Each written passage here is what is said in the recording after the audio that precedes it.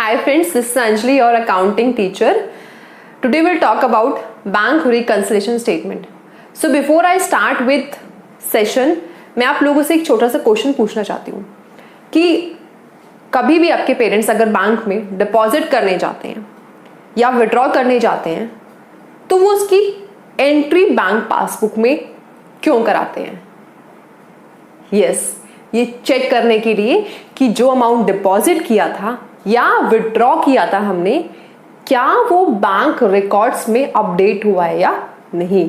ऐसा तो नहीं कि हमने डिपॉजिट किया था बट बैंक ने अभी उसकी एंट्री अपने रिकॉर्ड्स में नहीं की।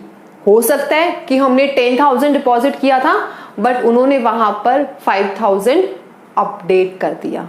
तो क्या होता है कि सेविंग्स अकाउंट में हमारी महीने की यूजुअली 4 से 5 एंट्रीज होती हैं, तो हमें पता होता है कि कौन सी एंट्री का कितना अमाउंट था, तो वो टैली करना हमारे लिए इजी हो जाता है। बट जब हम बात करते हैं एक बिजनेस की, तो एक बिजनेस में maximum number of transactions banking channel के थ्रू रूट होती है। तो उनके लिए ये याद रखना कि हमने किस दिन बैंक में कितना डिपॉजिट किया था या कितना विड्रॉ किया था, ये बहुत मुश्किल हो जाता है। अब पिक्चर में आती है कैश बुक। हम डबल कॉलम की बात करेंगे जिसमें कि बैंक कॉलम आता है। तो यहां पर क्या होता है कि कैश बुक के बैंक कॉलम में बैंक की सारी एंट्रीज अपडेट की जाती है, वेदर इट इज डिपॉजिट और विड्रॉल। तो अब क्या करता है बिजनेसमैन, अपने पास जो उसने कैश बुक मेंटेन की हुई है वो प्लस बैंक से रिकॉर्ड्स मंगाता है, जैसे कि स्टेटमेंट ऑफ बैंक अकाउंट या बैंक स्टेटमेंट और बैंक पासबुक के नाम से भी जानते हैं, टू चेक कि भाई ये दोनों जो बैलेंसेस हैं वो सेम है या कोई डिफरेंस है। तो चलो अब इसकी डेफिनेशन देखते हैं। बैंक रिकंसिलिएशन स्टेटमेंट, जिसे हम BRS भी कहते हैं, is a statement that shows the reasons और कॉजेस। हमें क्या पता चलेगा? रीजंस या causes of differences between the balances of bank column of cash book. हम कैश बुक के बैंक कॉलम की ही बात करते हैं BRS में। एंड बैंक पासबुक, जिसे कि हम बैंक स्टेटमेंट भी कहते हैं, ऑन अ पर्टिकुलर डेट। यानी कि हम BRS बनाते हैं ये चेक करने के लिए कि कैश बुक के बैंक कॉलम और बैंक पासबुक के बैलेंस में जो डिफरेंस है उसके रीजन क्या है और अब उसको कैसे रेक्टिफाई करना है। ठीक है, अब देखिए कैश बुक क्या होती है।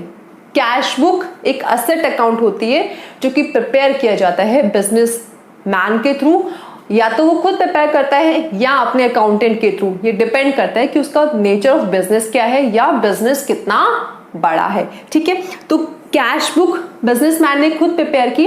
अब हम बात कर रहे हैं वो वाली कैश बुक की जिसमें कि बैंक कॉलम होता है।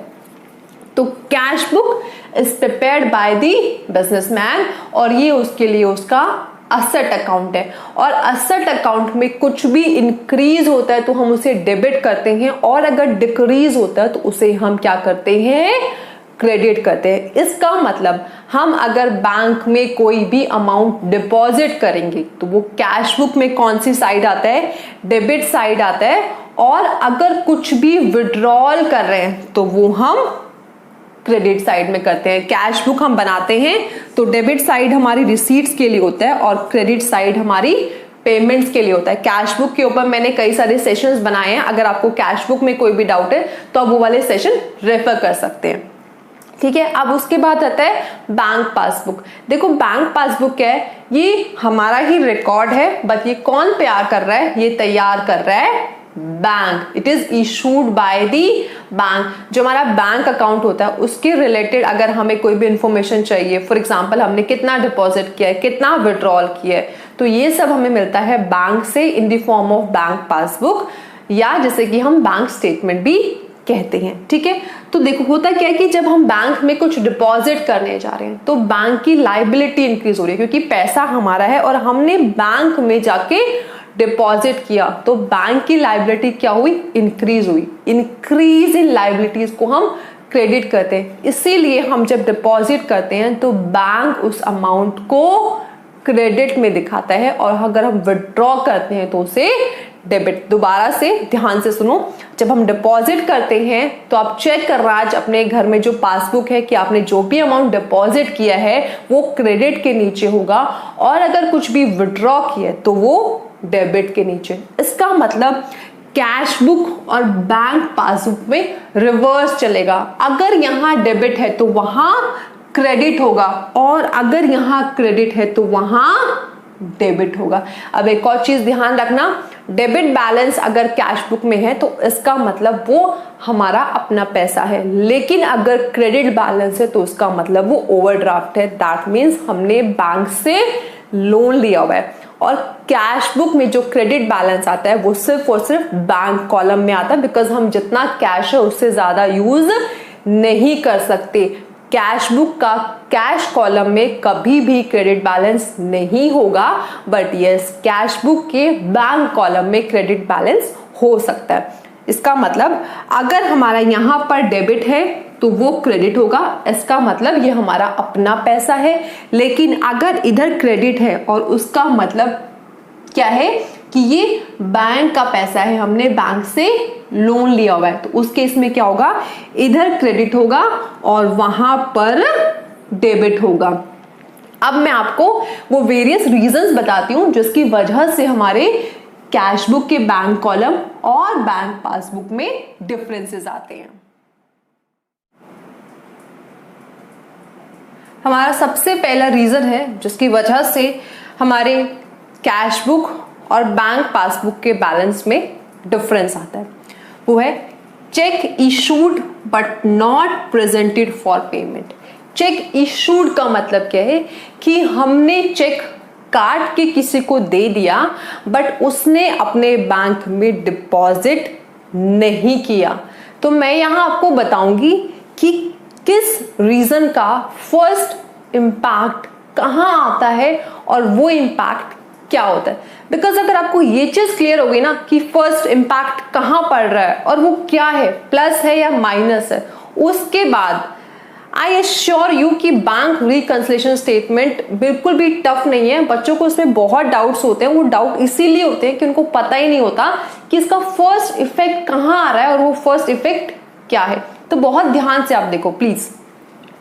Check issued but not presented for payment, हमने चेक काट के किसी को दिया, अब हम चेक काट के किसी को दे रहे हैं, तो उसका पहला इफेक्ट हमारी कैश बुक पे पड़ेगा या बैंक पे पड़ेगा। यस, कैश बुक पे पड़ेगा, क्योंकि बैंक को नहीं पता कि हमने किसको चेक काट के दिया, कितने का चेक काट के दिया, अनलेस वो चेक डिपॉजिट हो जाए बैंक में।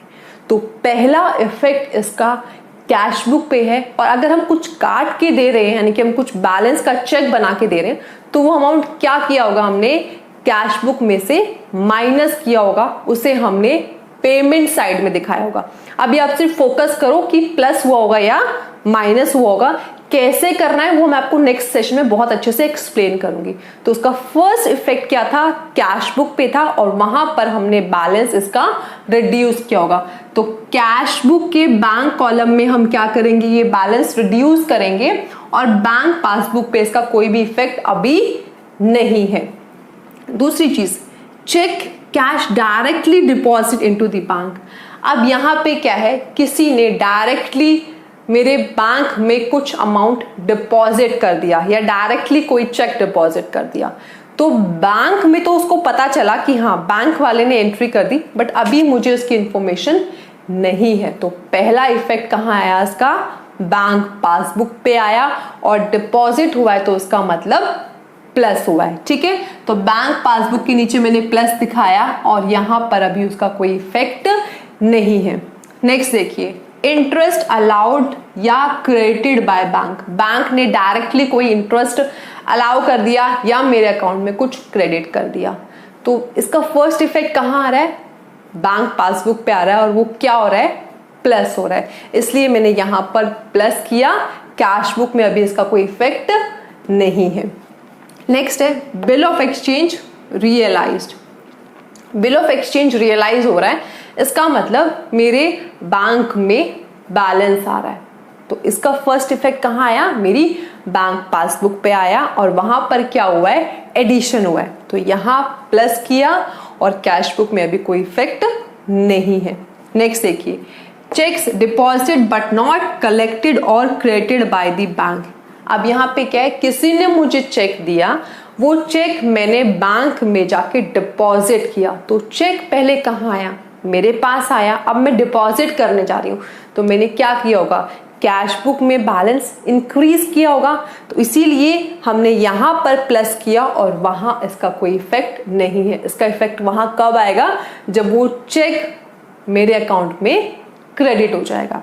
नेक्स्ट देखिए, चेक और बिल डिसऑनर्ड। अगर कोई चेक या बिल डिसऑनर होता है तो होता क्या है कि जब डिसऑनर हो रहा है तो बैंक ने पहले क्या किया होगा, प्लस किया होगा, डिसऑनर होने के केस में उसे माइनस, यानी कि इसका जो इफेक्ट है वो बैंक पासबुक पे पहले पड़ेगा और वो क्या होगा, वहां से सब्ट्रैक्ट हो जाएगा और यहां अभी उसका कोई इफेक्ट नहीं आया। नेक्स्ट देखिए, बैंक चार्ज्ड और डेबिटेड इंटरेस्ट या चार्जेस। बैंक ने मेरे अकाउंट से कुछ चार्जेस काट लिए, मुझे उसकी कोई इंफॉर्मेशन नहीं है। इसका मतलब मेरे बैंक का बैलेंस क्या हुआ है, रिड्यूस हुआ है, सब्ट्रैक्ट हुआ है। तो मैंने यहाँ पर माइनस किया और इधर उसका अभी कोई इफेक्ट नहीं है, क्योंकि मुझे नहीं पता बैंक ने मेरे अकाउंट से क्या माइनस किया है। वो मैं कब चेक करूंगी, जब मेरे पास बैंक पासबुक अवेलेबल होगी। ठीक है, नेक्स्ट आता है amount directly paid by the bank. Bank ने डायरेक्टली मेरे अकाउंट से कुछ पेमेंट कर दी, मेरे पास इंफॉर्मेशन नहीं है, बैंक से मेरा बैलेंस क्या हो रहा है, डिक्रीज हो रहा है। तो मैंने यहाँ क्या किया, माइनस किया और इधर अभी इसका कोई भी इफेक्ट नहीं आया। नेक्स्ट देखिए, cheques recorded but not deposited. ठीक है, मैंने चेक रिकॉर्ड तो कर लिया अपने पास, लेकिन अभी उसे बैंक में जाके डिपॉजिट नहीं किया। इसका मतलब मैंने अपनी कैश बुक में बैलेंस इंक्रीज कर दिया है, बट अभी बैंक पासबुक में उसका कोई भी इफेक्ट नहीं आया। तो यहां पर प्लस किया और यहां पर अभी कोई इफेक्ट नहीं आया। नेक्स्ट देखिए, रॉन्ग क्रेडिट बाय बैंक या account wrongly credited by bank. Bank ने गलती से मेरा अकाउंट क्रेडिट कर दिया। क्रेडिट कर दिया मतलब कुछ अमाउंट प्लस कर दिया। अब बैंक ने चाहे गलती से किया, पर बैंक ने क्या किया, मेरे अकाउंट में बैलेंस इंक्रीज कर दिया। तो इसका फर्स्ट जो इफेक्ट आया वो बैंक पासबुक पे आया और वो क्या रहा होगा, प्लस, और कैश बुक पे अभी इसका कोई इफेक्ट नहीं है। नेक्स्ट देखिए, रॉन्ग डेबिट बाय बैंक या account wrongly debited by the bank. गलती से ही बैंक ने मेरा अकाउंट डेबिट किया। तो फर्स्ट इफेक्ट कहाँ है इसका, बैंक पासबुक पे, और वो क्या है, वहां से माइनस हुआ है। तो यहां पर सब्ट्रैक्ट हुआ है, बट यहां कोई इफेक्ट नहीं आया। ये रीजंस आप बहुत अच्छे से प्लीज देख लेना, बिकॉज रीजंस क्लियर होने के बाद आपको क्वेश्चंस करने में मजा आएगा कि कैश बुक का बैलेंस गिवन है या बैंक का बैलेंस गिवन है, तो उससे हमें कैश बुक का बैलेंस कैसे निकालना है या कैश बुक से बैंक पासबुक का बैलेंस कैसे निकालना है, वो आपको तभी अच्छे से समझ आएगा वंस यू इन सब चीजों से थॉरो हो जाएंगे। सो आई होप कि आपको आज का ये सेशन पसंद आया होगा, आपके बेसिक्स वाले जो भी डाउट्स हैं वो क्लियर हो गए होंगे। इन केस अगर अभी भी कोई डाउट है तो आप कमेंट बॉक्स में स्पेसिफाई कर सकते हैं, और अगर अभी तक मेरा चैनल सब्सक्राइब नहीं किया है तो काइंडली डू इट नाउ। उसके साथ साथ बेल आइकन भी प्रेस कर देना, जिससे कि मेरे फ्यूचर के सभी वीडियोस के नोटिफिकेशंस आपको मिलते रहे। लाइक शेयर भी करना है। Thank you so much for watching my videos.